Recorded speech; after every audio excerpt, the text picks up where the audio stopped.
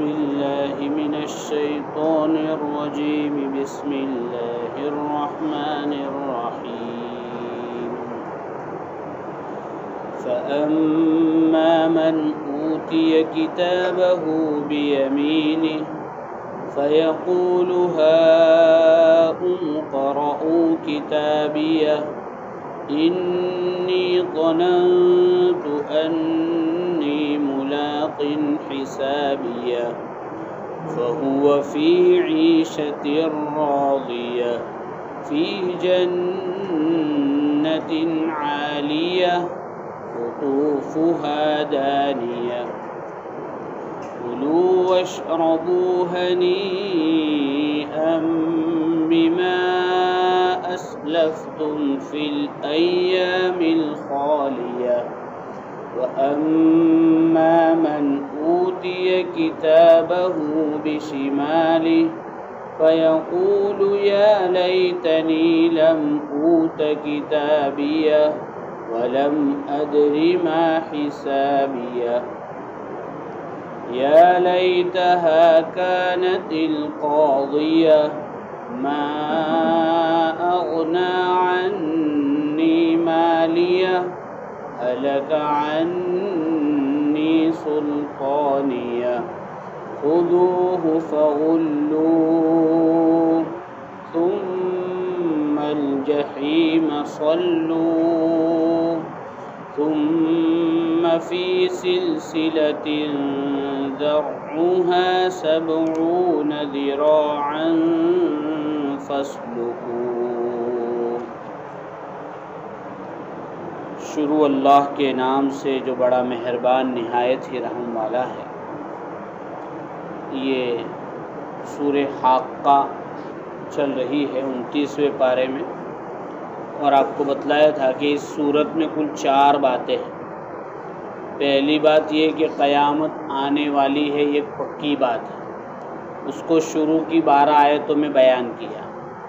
پھر قیامت کس طرح ہوگی اس کو پھر 12 سے 18 میں بیان کیا۔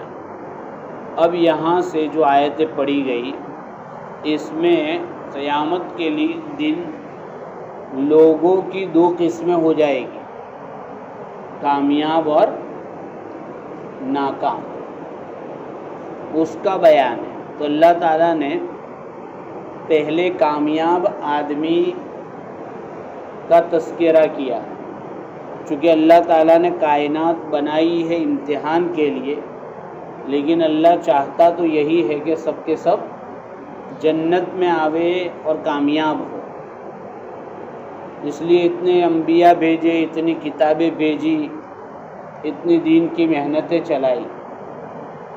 تو اللہ تعالیٰ کہہ رہے ہیں کہ فَأَمَّا مَنْ أُوتِيَ كِتَابَهُ بِيَمِينِهِ، کہ جس کے سیدھے ہاتھ میں، داہنے ہاتھ میں، رائٹ ہینڈ میں اس کا نامہ اعمال دیا جائے گا۔ حساب کا جو رجسٹر ہے جس کے سیدھے ہاتھ میں دیا جائے گا۔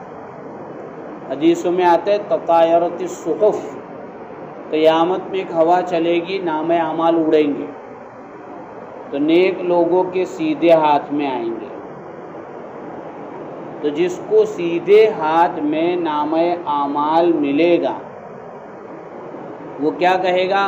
ہاؤم لو اقرؤوا کتابیہ، میرا رزلٹ پڑھو۔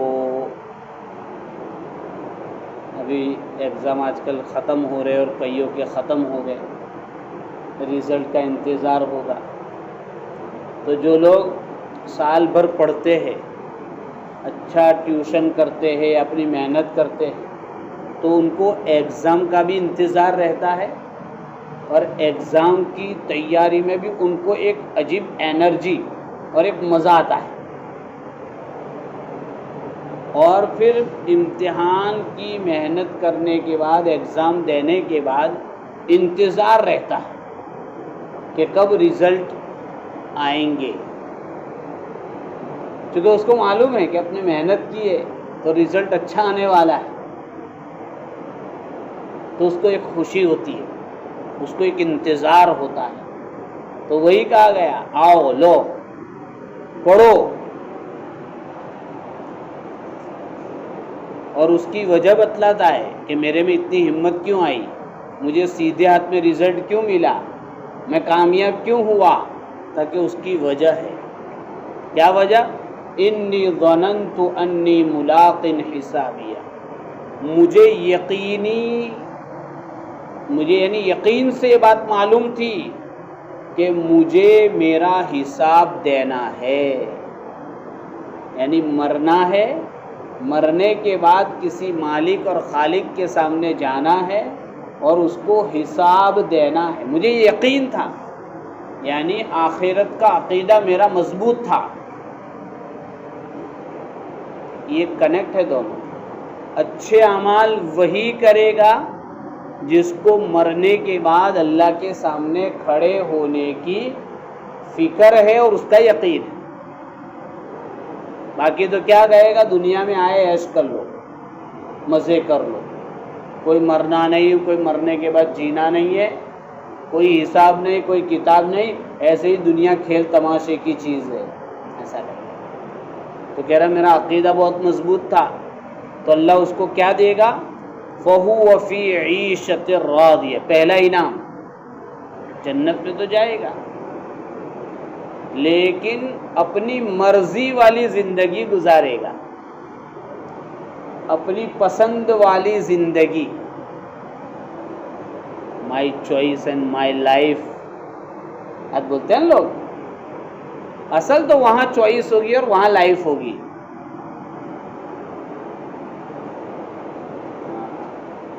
لوگ کہتے ہیں میرا جسم میری مرضی، چوائس تو وہاں ہوگی، آدمی اپنی پسند کی زندگی میں ہوگا۔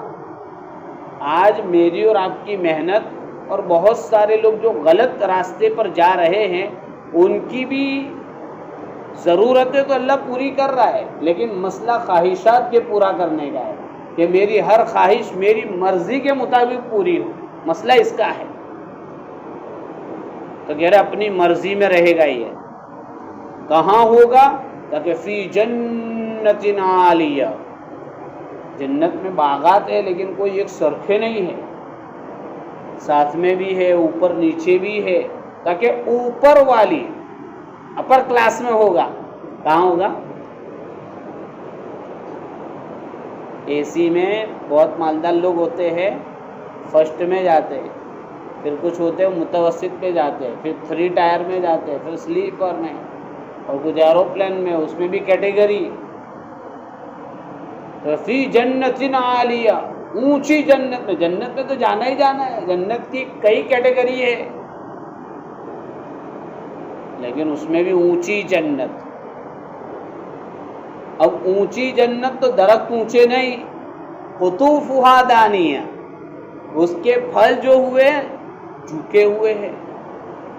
پھل توڑنے کے لیے نہ بانس کی لکڑی کے ساتھ کیل لگانے کی ضرورت، تو کیریا پاڑتے نا ہم، لکڑا ہوتا ہے اور اس کے اوپر اتنا، اور پھر یوں کھینچتے ہیں، ہے نا، اور کچھ لوگ تو اوپر ہی چڑھ جاتے، بہادر ہوتے ہیں تو نہ سیڑھی کی ضرورت، نہ بانس کی ضرورت، نہ اوپر چڑھنے کی ضرورت، قطوفها دانیہ، آٹومیٹک سسٹم ہوگا۔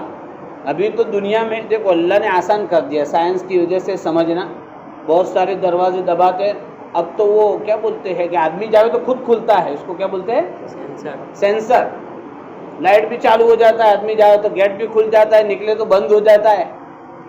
تو جب انسان ایسا بنا سکتا ہے تو خالق نے اندر دل ہی دل میں، بلکہ ابھی گزشتہ کسی ترکی کے ایک نوجوان کی بات آئی تھی کہ اس نے ویل چیئر ایسی بنائی کہ وہ جو سوچے ادھر چلے گی وہ۔ تو جب انسان یہاں تک پہنچا تو انسان کو بنانے والا خالق کہے کہ تم کو جو پھل کھانا ہے بس خواہش ہوئی تو وہ درخت جھک جائے گا، کوئی مشکل کام نہیں، قطوفها دانیہ، مزے آئیں گے۔ فرشتے کہیں گے، اللہ کی طرف سے اعلان ہوگا، کھاؤ پیو۔ آج کل خوشی میں یہی کرتے ہیں نا۔ کل ایک فون آیا میرے اوپر کہ مول صاحب تم بھروچ ضلع میں اتنے سال سے رہتے ہیں، تو وہ کوئی مول صاحب دالچا بیچتے ہیں بھروچ میں، ذرا ایڈریس میں نے بولا میری طبیعت اس چیز میں نہیں چلتی، مجھے نہیں معلوم. ایک مہمان گودرا کی طرف سے آئے تھے، ہماری ہنسی نہ تھا لے شاید کہا ناراض نہ تھے تو مجھے کہہ رہے کہ بھروچ پہنچے ہیں، وہ دالچا کہاں ملتا ہے؟ میں بولا مجھے نہیں معلوم. تو کہہ رہے کھاؤ اور پیو. تو خوشی کے موقع میں ہم لوگ کیا کرتے ہیں؟ کھاتے اور پیتے. ہوٹلوں میں لوگ جاتے ہیں، گھروں میں پکاتے ہیں، یہ خوشی کے اظہار کا موقع ہوتا ہے. خوشی تو اللہ کہے کہ کھاؤ اور پیو. کیا کھاؤ نہیں کہا، کیا پیو نہیں، سب کچھ ہے، جو مرضی بھاوے. یعنی دیسی مرغی، بکرا اور بھی کوئی ساتھ میں ملا کے ایک ڈش وہ بھی مل جائے گی جس کی جو تمنا ہو، ٹھیک ہے. لیکن شاید بوائل ہوا نہیں ملے گا، یہ جو انگریزی ہوتا ہے انجیکشن والا نہیں ملے گا، پیور ملے گا. ٹھیک ہے. کلوا واشربوا ہنیئا بما اسلفتم فی الایام، اور تم کو مبارک ہو، مزے سے کھاؤ. کیوں کہ تم نے اپنے پچھلے دنوں میں بہت محنت کر کے اعمال کیے ہیں. یہ دن ہے نا ہمارے، یہ دن اعمال کرنے کے.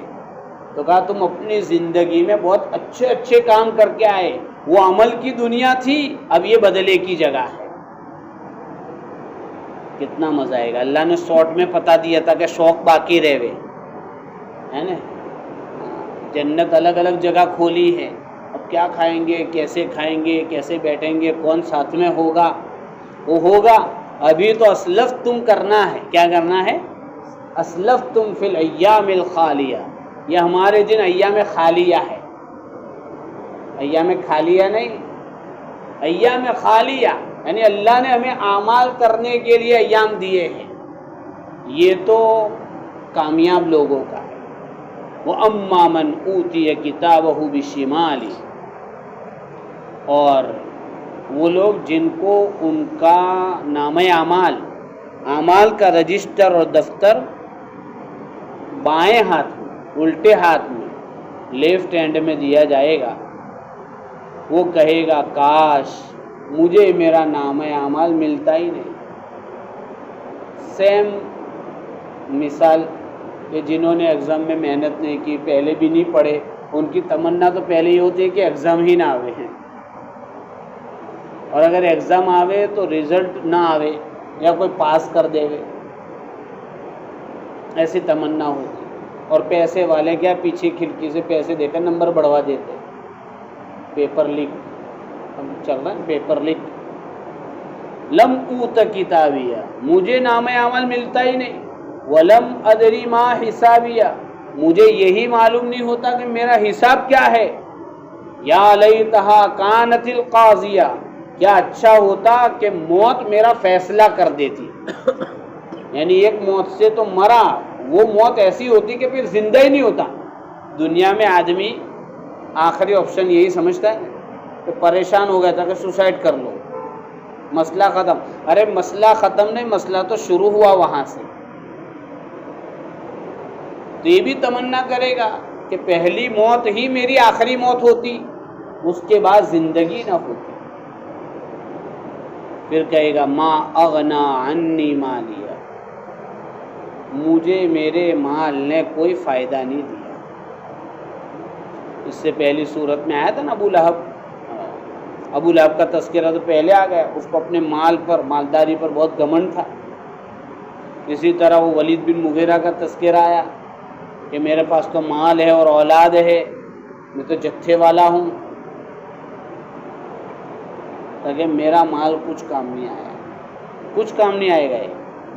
قرآن میں دوسری جگہ ہے یوم لا ینفع مال ولا بنون، مال اس دن کام نہیں دے گا. حالانکہ اسی مال کے لیے آدمی لوگوں سے لڑتا ہے، جھگڑتا ہے، اور انسان کو مال سے فطری محبت ہوتی ہے. لحب الخیر لشدید، انسان کو مال سے بہت محبت ہوتی ہے. تو محبت کوئی بری نہیں ہے، لیکن آدمی اس کا استعمال صحیح کرے. اس لیے قارون کو اللہ نے کیا کہا کہ مال جو ہے اس کے ذریعے اپنے آخرت کا حصہ وَلَا تَنْسَ نَصِيبَكَ مِنَ الدُّنْيَا، اپنی آخرت کا کیا ہے، ولا تنس نصیبک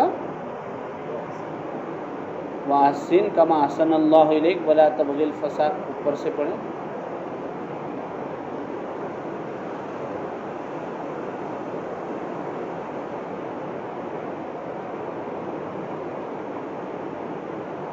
ولا تنس نصیبک من، ایسا ہی کہ اپنا حصہ مت بھول، دنیا کے مال سے اپنی آخرت کا حصہ مت بھول، اس کی تیاری کر.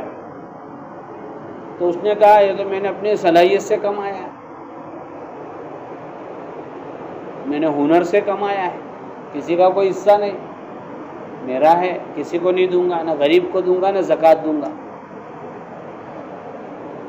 تو یہ افسوس کرے گا میرے مال نے میرا، بلکہ یہی مال بسا اوقات آدمی کے بگڑنے کا ذریعہ بن جاتا ہے. حلق عنی سلطانیہ، میری حکومت نے بھی میرا ساتھ نہیں دیا. حکومت کا گھمنڈ ہوتا ہے، یہ اقتدار، طاقت، نشہ. آدمی سمجھتا ہے میں ہی سب کچھ ہوں، تو حکومت والے کہیں گے میری حکومت نے بھی میرا کوئی ساتھ نہیں دیا، مجھے بچایا نہیں. تو نہ حکومت بچا سکے گی نہ مال بچا سکے. کیا فیصلہ ہوگا؟ خذوہ، پکڑو اس کو، فغلوہ، توق پہنا دو، ہتھکڑیاں پہنا دو، اس کے ہاتھ گلے میں باندھ دو. ثم الجحیم صلوہ، پھر اس کو جہنم کی آگ میں پھینک دو. ثم فی سلسلۃ ذرعها 70 ذراعا فاسلکوہ، پھر ایک ایسی زنجیر میں جس کی لمبائی 70 گز ہے اس میں جکڑ دو اس کو. حالانکہ نہیں جکڑیں گے تو بھی بھاگنے والا نہیں، لیکن آگ کی زنجیر میں اس کو باندھا جائے گا. یہ کس کا تذکرہ ہے؟ جہنمی کا تذکرہ ہے. اب دونوں باتیں ہمارے سامنے. اب اس کو جہنم میں کیوں ڈالا؟ تو اللہ کہہ رہے انہ کان لا یؤمن باللہ العظیم، اللہ جو عظیم الشان ہے اس پر ایمان نہیں لاتا، اللہ کی عظمت کو نہیں جانتا. تو اللہ کا شکر ہے ہم سب تو کیسے ہیں ایمان والے، کیسے بھی ہے لیکن اللہ کو مانتے ہیں، الحمدللہ ہے نا. اللہ کو مانتے ہیں اور ماننا ہے اور محبت کرنی ہے اللہ سے. ولا یحض علی طعام المسکین، اور مسکین کو کھلانے کی ترغیب نہیں دیتا ہے. یہ دو کام، یہاں تو دو ہی کام لکھے، لیکن علماء نے لکھا ہے کہ پورے دین کا خلاصہ دو باتیں ہیں: اللہ کی عظمت اور کمزوروں پر شفقت. اللہ کی عظمت، اللہ بڑا ہے اس لیے اس کی بڑائی دل میں آنی چاہیے، اور جتنے کمزور طبقے ہیں، چاہے بچے ہو، عورتیں ہو، فقیر ہو، غریب ہو، بوڑھے ہو، ان کے ساتھ شفقت کا معاملہ ہونا چاہیے. کیسا معاملہ؟ اور اسی کو بعض علماء نے فرمایا اللہ کا حق اور بندوں کا حق، ان دونوں چیزوں کا نام ہے دین. صرف بندوں کا حق ادا کیا، اللہ کا نہیں کیا نہیں چلے گا. صرف اللہ کا کیا، بندوں کا نہیں کیا نہیں چلے گا. دونوں کے حق ادا کرنا ہے. یہ ولا یحض علی طعام المسکین پر انشاءاللہ تھوڑی ڈیٹیل سے بات کرنی آئندہ ہفتے کریں گے.